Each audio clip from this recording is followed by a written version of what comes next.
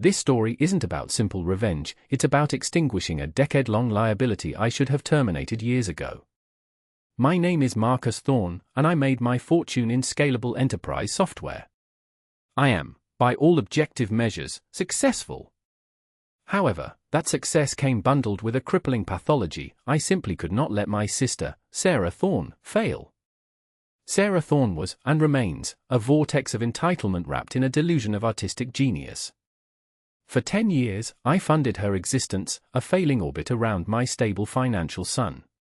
I paid off her student loans, covered 3 failed business launches, a bespoke organic candle line, a sustainable hemp clothing boutique, and an ill-fated conceptual art gallery, and, in a moment of catastrophic weakness, I outright gifted her the charming suburban house she lived in. My rationale was that if she had housing security, she could finally focus on success. I was an idiot. Every time I cut her a check, she treated it not as a bailout, but as a mandatory dividend payment on the Thorne family trust, which, incidentally, only contained my money. The final, fatal request came 18 months ago. Sarah had fixated on opening a gourmet, artisanal bakery. She spent weeks using pretentious terms like farm-to-table grain sourcing and microclimate-specific proofing protocols. She pitched it to me over a disastrous dinner, insisting I needed to fund her dream because she had endured the trauma of watching my success.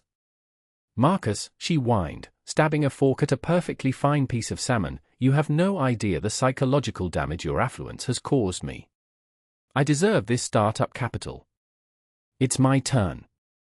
I knew, with the cold certainty of an engineer reading faulty code, that this business, a la carte Sarah, would fail. But I had run out of Fano. Instead of handing her the $500,000 she initially requested, I committed a far greater sin of legal entanglement. I decided she needed skin in the game to take it seriously. Sarah secured a prime commercial lease in a high-traffic area, demanding imported Italian mixers and custom walk-in refrigerators. The total financing required ballooned. We finalized the documents, a $2.5 million business loan and a 10-year non-cancelable commercial lease agreement. I signed as the co-signer and guarantor, while Sarah Thorne was the primary debtor and operating partner. I looked at the paperwork, signed it, and felt a cold dread settle in my stomach. I had given her a lifeline, and she was now holding a sharp knife pointed at my neck. The bakery lasted exactly 17 months. The opening was a nightmare of understaffing and overpromising. Sarah insisted on baking specialized pastries that took 72 hours to prepare and priced them so high that only wealthy tourists could afford them, none of whom lived in the neighborhood. She fired 2 managers because they suggested using normal white sugar, declaring it culinary sacrilege. She leveraged every cent of that $2.5 million into overhead and inventory that went stale. I watched the financials decline, trying to offer operational advice, but Sarah refused. You understand software, Marcus, she'd snap. You don't understand the *art* of dough science. Then, the call started. They weren't from Sarah, they were from the bank's commercial loan division. The interest payments had stopped. The lease payments were 3 months delinquent. The $2.5 million liability, plus accumulating penalties, was now officially mine. I tried calling Sarah. Her phone was disconnected. I drove to the house I had gifted her, the lights were off, mailbox overflowing. She had ghosted me, leaving a trail of industrial-grade debt in her wake. This was frustrating, but predictable. I was ready to absorb the cost, liquidate the bakery assets, absorb the lease penalty, and write off the $2.5 million as the final, agonizing price of cutting Sarah Thorne out of my life permanently. I contacted my corporate lawyers to begin the cleanup process, the structured, orderly absorption of a failed venture. That orderly process lasted until the following Tuesday. I was in my downtown office, reviewing the insolvency filings, when my assistant buzzed through to announce a process server was downstairs.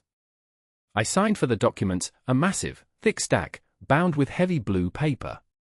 I assumed it was the default notice, the formal commencement of my financial obligation. I sat down, loosened my tie, and flipped to the first page. It was not the default notice. It was a civil complaint. The plaintiff, Sarah Thorne. I blinked, genuinely confused. Who was she suing? The bank?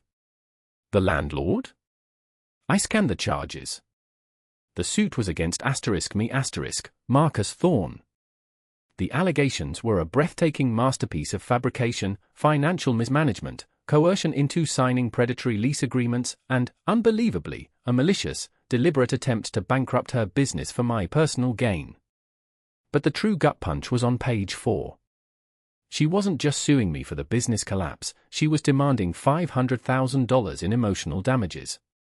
Then I found the truly critical legal maneuver hidden within the prayer for relief. Sarah Thorne, my entitled, reckless sister, wasn't merely suing me for money. She was using this fabricated claim of coercion and fraud to legally transfer 100% of the $2.5 million debt and all outstanding lease obligations entirely onto my balance sheet. I leaned back in my chair, the heavy papers slipping onto the mahogany desk.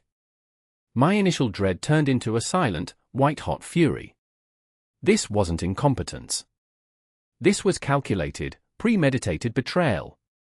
Sarah Thorne didn't just want me to pay for her failure, she wanted to weaponize the legal system to absolve herself entirely, secure a $500,000 payout, and ride off into the sunset, leaving me holding the $2.5 million bag, all while claiming she was the victim. She had leveraged the generosity I showed her for 10 years into a catastrophic legal missile, aimed straight at my professional integrity. She wanted war. Fine. She could have it. But she clearly hadn't read the fine print of my legal resources. She had just handed me the evidence I needed to destroy her. The moment the white-hot rage cleared, the engineer in me took over. Anger is inefficient. My reaction had to be systematic, clinical, and precise. Sarah Thorne had made the grave mistake of moving our personal vendetta into a jurisdiction where I held superior resources and institutional knowledge. I didn't call Sarah Thorne. I didn't even call her shoddy local attorney. I called Evelyn Shaw, the head of litigation for my company's retained counsel, a firm that handled international IP disputes and leverage buyouts, not petty family squabbles. Evelyn, I said, my voice flat, I just received a very peculiar civil complaint. The plaintiff is Sarah Thorne. Yes, my sister. No, it's not a joke. I outlined the details, the $2.5 million debt transfer attempt, the fabricated coercion claims, and the audacity of the $500,000 emotional damages demand. Evelyn, a woman known for her icy composure, took a moment to absorb the summary. Marcus, transferring 100% of a guarantee liability requires near impossible proof of duress or fraud on your part. It won't stand up.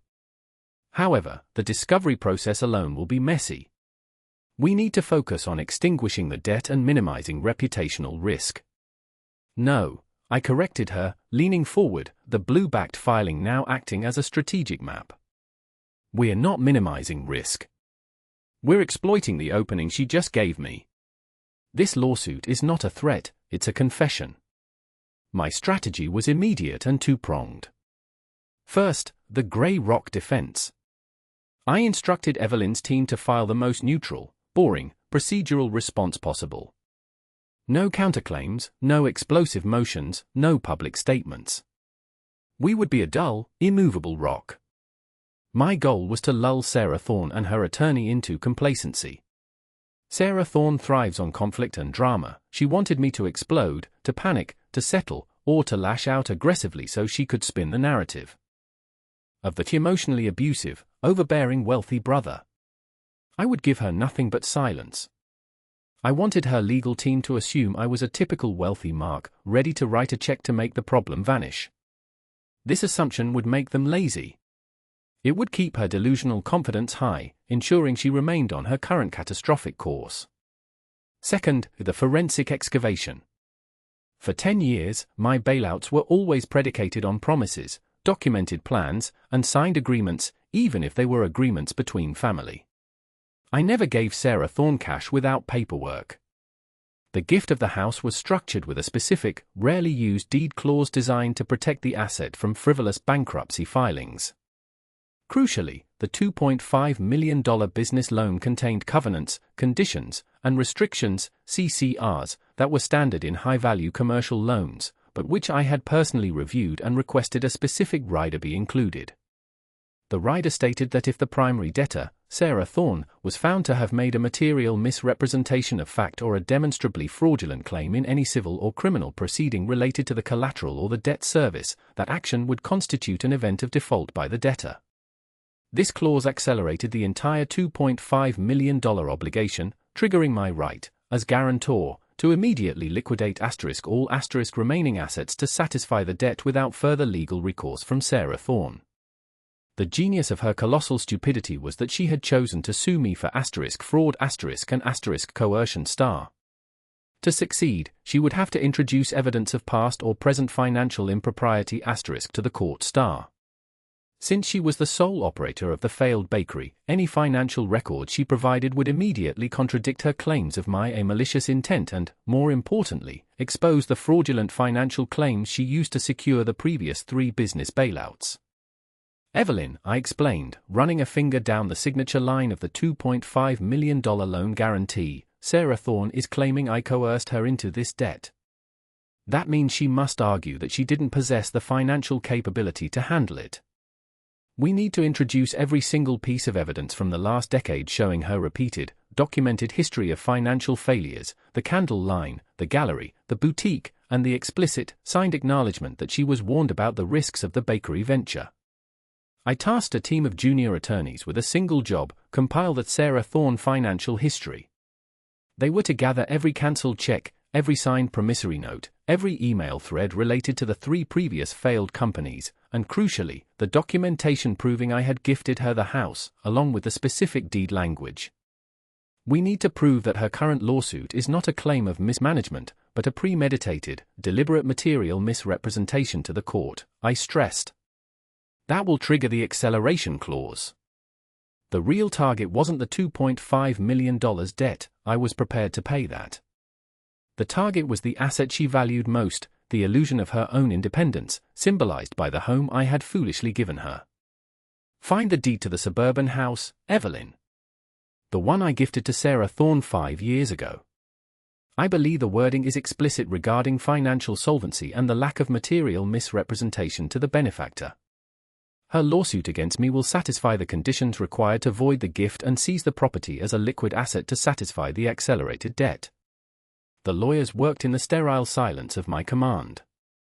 Days turned into a week. Sarah Thorne remained hidden, presumably confident that her ambush had succeeded. She expected panic. She received a polite, standard request for production of documents. The deeper the legal team dug into her past financial dealings, the clearer the pattern became. Sarah Thorne wasn't just incompetent, she was a chronic misrepresenter of financial fact. And now, she had sealed her fate by filing a federal complaint, turning a decade of petty lies into legally actionable evidence. She had tried to use the court system as a blunt instrument to transfer $2.5 million onto my ledger. What she didn't realize was that she had just provided the key, the definitive proof of her financial fraud, that allowed me to legally foreclose on the very house I had given her, ending her financial security forever. The preparation phase was complete. The grey rock had held steady. It was time for the swift, surgical strike. The silence was almost deafening. For 2 weeks, the grey rock strategy held firm. My legal team, operating out of a secure war room deep within Evelyn Shaw's firm, processed Sarah Thorne's ridiculous discovery requests, demanding my personal banking statements and detailed tax returns, with the speed of continental drift. We handed over exactly what was legally required, a mountain of irrelevant or generalized information that gave her attorney nothing concrete to chew on. Sarah Thorne and her counsel took the bait. They mistook my methodical delay for confusion, or worse, resignation. Evelyn reported their communications were becoming increasingly smug. Her lawyer, a mid-tier ambulance chaser named Peterson, seems genuinely convinced you're going to fold, Marcus. He's already discussing settlement figures. He believes the negative publicity alone will be enough to compel you to write a check. Let him believe it, I replied, staring out at the cityscape. Arrogance breeds sloppiness. He thinks he's playing a rich amateur who wants the problem to vanish. He doesn't realize he's playing against a highly specialized legal machine designed to liquidate insolvent entities. I was not just waiting, I was meticulously polishing the weapon she had handed me. The junior team had finished compiling the Sarah Thorne financial history. It was a staggering dossier of willful mismanagement, the $80,000 inventory loss from the candle line, the 6 months of unpaid rent from the conceptual art gallery, and the fraudulent claims filed with insurance companies regarding the theft of the sustainable hemp clothing inventory, which, in reality, she had simply abandoned in a storage unit. Every failed venture, every lie, was now cross-referenced against the current federal civil complaint she had filed against me. Her complaint, which alleged my malicious and fraudulent intent, directly contradicted her documented history of securing funding under false pretenses. The legal term was to material misrepresentation. The mechanism was the CCR rider I had insisted on. I needed one final piece of confirmation of her state of mind. Sarah Thorne, unable to resist the lure of public attention, surfaced briefly.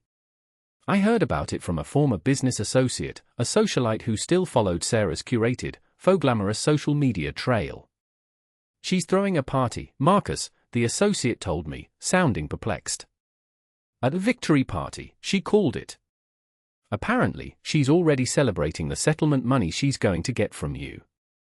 Said she's shopping for a luxury loft downtown. A victory party. She was celebrating foreclosing on her own legal stability, convinced she was merely securing a payout. This wasn't just entitlement, it was an active embrace of delusion. The notion that she was already planning how to spend the $500,000 in emotional damages she inflicted on herself, was the final confirmation I needed. She had no defense, no humility, and no plan B. The following morning, I stood in Evelyn's conference room, a single manila folder resting on the polished table. It contained the entire surgical strike plan, timed down to the minute. "We have everything," Evelyn confirmed, her expression grim but resolute. The motion to dismiss her claims based on clear historical patterns of fraud, the counter-motion for summary judgment on the $2.5 million debt, and the documentation proving her lawsuit against you triggers the acceleration clause in the commercial loan. "And the asset liquidation?" I asked. Evelyn pointed to the last page. "The deed language for the suburban house you gifted her is unequivocal. Since the acceleration clause has been legally triggered by her material misrepresentation in court, and the $2.5 million debt far exceeds the value of the liquidated bakery assets, we are legally entitled to seize the next available asset to satisfy the liability. That asset is the house. We have the foreclosure documents prepared and stamped. We will not file the motion to dismiss first," I instructed. "Sarah Thorne wants drama. She wants a public fight. We will give her the most clinical, brutal paperwork possible, filed simultaneously in multiple jurisdictions." The timing was everything. Sarah Thorne had a mandatory motion hearing scheduled for 9 a.m. the following Friday regarding her preliminary discovery requests. Her lawyer, Peterson, had requested the hearing, clearly intending to spin the narrative of my uncooperative stonewalling to the magistrate. It was meant to be her moment of public triumph. At 8:30 a.m. on Friday, I stated, tapping the folder, 30 minutes before she walks into that courtroom expecting to browbeat me, we initiate the sequence.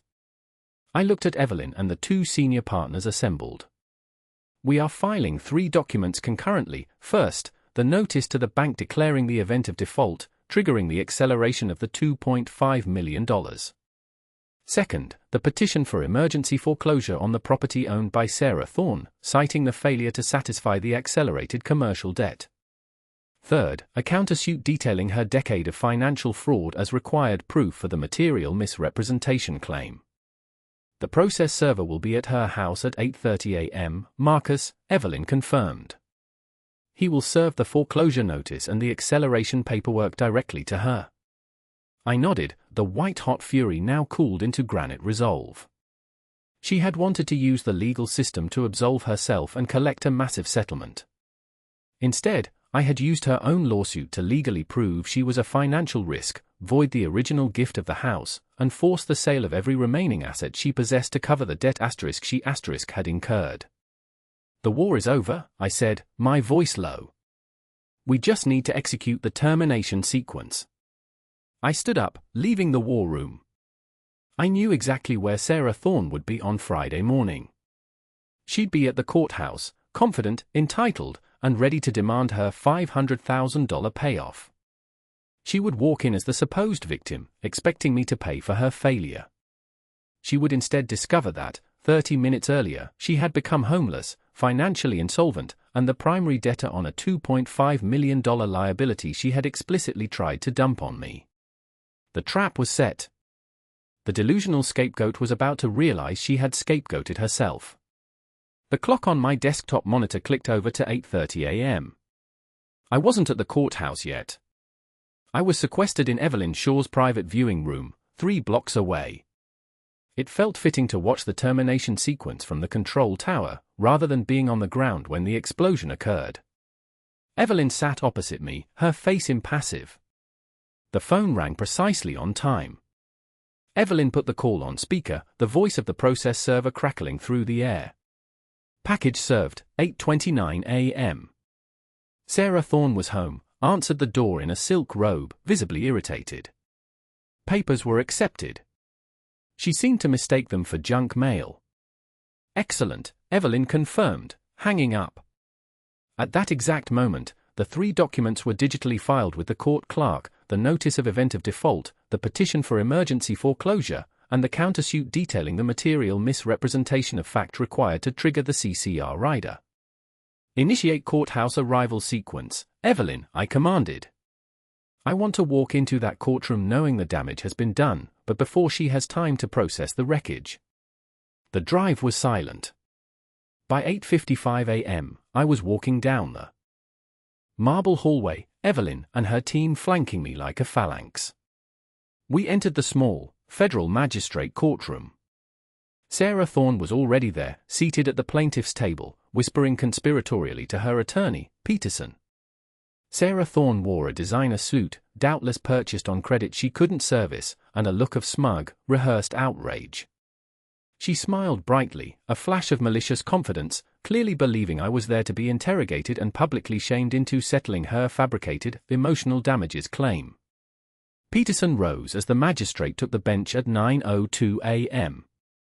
"Your Honor, we are here today to address the egregious lack of cooperation from the defendant, Marcus Thorne, in producing requested discovery documents necessary to prove the defendant's malicious intent and coercion in forcing my client, Ms. Sarah Thorne, into signing a predatory loan agreement." The monologue was theatrical, dripping with manufactured outrage. He painted Sarah Thorne as the naive artist manipulated by her cold, wealthy brother. Sarah nodded along, dabbing the corner of her eye with a pristine handkerchief, ready for her cue to play the victim. I watched her, feeling nothing but clinical observation. She was still operating under the fundamental delusion that the law was a tool of narrative, not a structure of contracts. Evelyn finally stood, smooth and powerful. "Your Honor, before we address the plaintiff's discovery requests, we need to address 2 matters of urgency that have arisen this morning, matters that render the plaintiff's entire petition moot, and in fact, fraudulent." Peterson sputtered, "Objection, Your Honor. Counsel is attempting to prejudice the court." "Overruled, Mr. Peterson. This court is interested in resolving financial liability efficiently. Proceed, Ms. Shaw." Evelyn didn't raise her voice, but the sudden quiet in the courtroom gave her words lethal clarity. "Your Honor, this morning, 8:30 a.m., we filed a notice of event of default regarding the $2.5 million commercial loan at the heart of this dispute.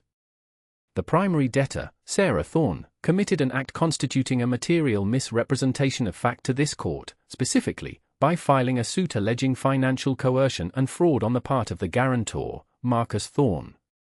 Evelyn paused, allowing the gravity to sink in. "We introduced extensive documentation proving that the plaintiff's current lawsuit constitutes the very act of material misrepresentation that violates the covenant, condition, and restriction rider of the original loan agreement. This immediately triggered the acceleration clause. The full $2.5 million loan, plus penalties, is now due immediately, and the entire liability rests squarely with the debtor, Sarah Thorne. Peterson looked horrified. He started flipping frantically through his briefcase, clearly having missed the email from the clerk's office confirming the filing. The magistrate, a sharp, older woman, picked up a thin digital filing and scanned it quickly. Her eyes widened slightly. "Ms. Thorne, your counsel appears unprepared to address the acceleration notice. Is this documentation accurate, Ms. Shaw?" "It is, Your Honor. Furthermore, since the accelerated $2.5 million debt cannot be satisfied by the liquidated assets of the failed bakery, Mr. Marcus Thorne, in his capacity as the authorized guarantor seeking to protect the bank's security interest, has filed a petition for emergency foreclosure on the next available liquid asset, the plaintiff's primary residence." I finally looked at Sarah Thorne. The smugness was gone, replaced by a ghastly, immediate comprehension. Her eyes darted from Evelyn to me, then back to Peterson, who was openly sweating. "Your Honor," Sarah Thorne shrieked, jumping to her feet, "that's the house Marcus gave me. He gifted it to me." The magistrate slammed her gavel. "Sit down, Ms. Thorne.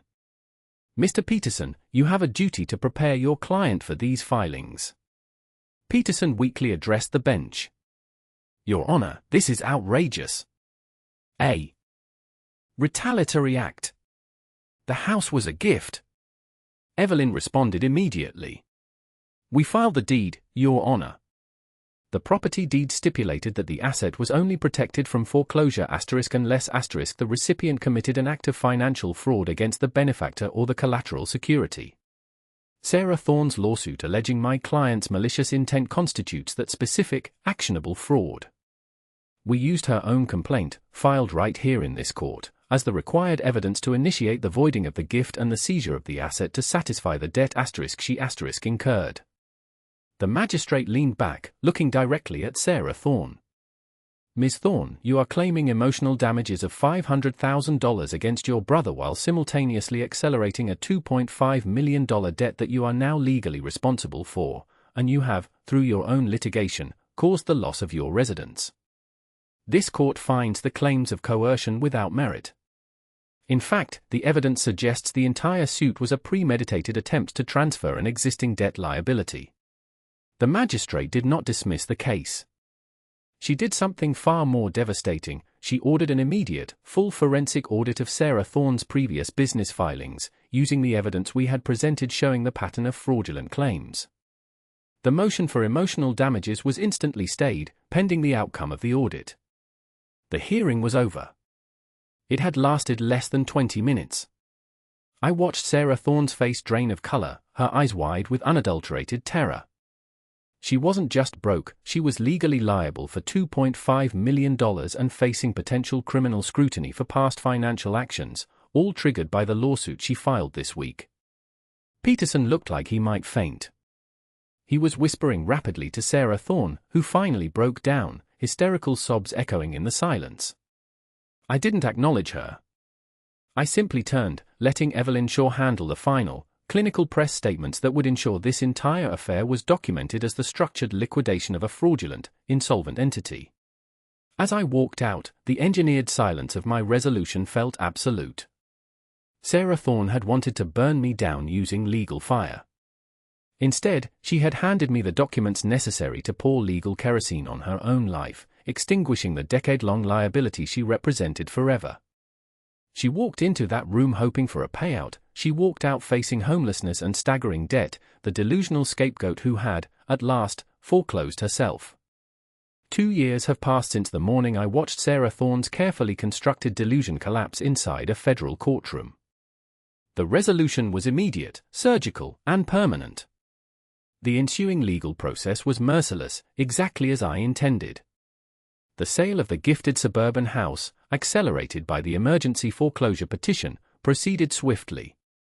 The bank was satisfied that its collateral interest was protected, and the proceeds were applied directly against the $2.5 million accelerated commercial loan liability. While the house sale didn't cover the entire debt, I absorbed the remaining seven-figure gap. It was the critical step required to legally sever my ties and ensure Sarah Thorne was left with nothing. The magistrate's ordered forensic audit of Sarah Thorne's previous business filings confirmed what we had already proven: a systematic pattern of fraudulent claims designed to secure funding and evade liability. The court dismissed her petition for emotional damages with prejudice, and the $2.5 million debt, while partially serviced by the house sale, remained her legal burden. She could not use bankruptcy to escape the liability without exposing herself to deeper scrutiny regarding her past fraud, leaving her in a legal and financial purgatory. For me, the last 2 years have been characterized by an unprecedented stillness.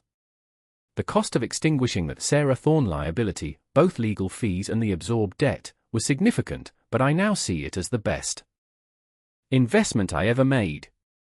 My professional life, untethered from the predictable financial emergencies of my sister, has flourished. I launched a new enterprise software solution that has doubled my company's valuation. More importantly, the pathological urge to save her has vanished, replaced by a cold, efficient satisfaction that a decade-old structural flaw in my life has been permanently corrected. My attorneys monitor Sarah Thorne occasionally, largely to ensure she hasn't secured new lines of credit using my name. The reports are bleak, and precisely what she earned. The last I heard, Sarah Thorne was renting a cramped, overpriced apartment several states away, the kind of place where the heating radiator sounds like a failing engine. The gourmet artist who once demanded imported Italian mixers now works as a counter attendant at a coffee chain, far from the white tablecloths she felt entitled to. She still attempts small, disastrous business ventures on the side. A recent attempt involved selling overpriced, allegedly healing crystal water bottles on a public social media platform. These ventures are inevitably strangled in infancy by the aggressive collection agents representing the outstanding $2.5 million liability. Every penny she earns, every attempt at stability, is immediately claimed by the debt she tried to transfer to me. She is perpetually broke, professionally irrelevant, and legally restrained. What she hasn't lost, however, is her sense of martyrdom. I received one final, cryptic message 6 months ago, forwarded through Evelyn's office, a handwritten letter sent from an unknown P.O. box. It was a vicious screed about my cruelty and coldness. She claimed I had stolen her legacy and that her current misery was proof of my sociopathic need for control. I read the letter once and filed it under confirmed delusion. She fundamentally failed to grasp the core truth of the entire affair. I didn't seek to destroy her, I simply stopped being her shield. Her lawsuit wasn't the start of the conflict, it was the mechanism she willingly triggered to self-destruct. She had created a legal instrument designed to transfer debt, but she failed to read the fine print that tied that instrument directly to her own fraudulent history. Sarah Thorne wanted a scapegoat. In a feat of incredible, entitled arrogance, she used her own legal actions to prove to the court that she was the only one legally responsible for the catastrophic outcome. I closed the file on her letter, the decade-long liability finally, truly extinguished. I gained my freedom, and she gained exactly what she had asked for, complete and total ownership of her failure. I finally understood that sometimes, the most effective form of revenge is simply enforcing the contract.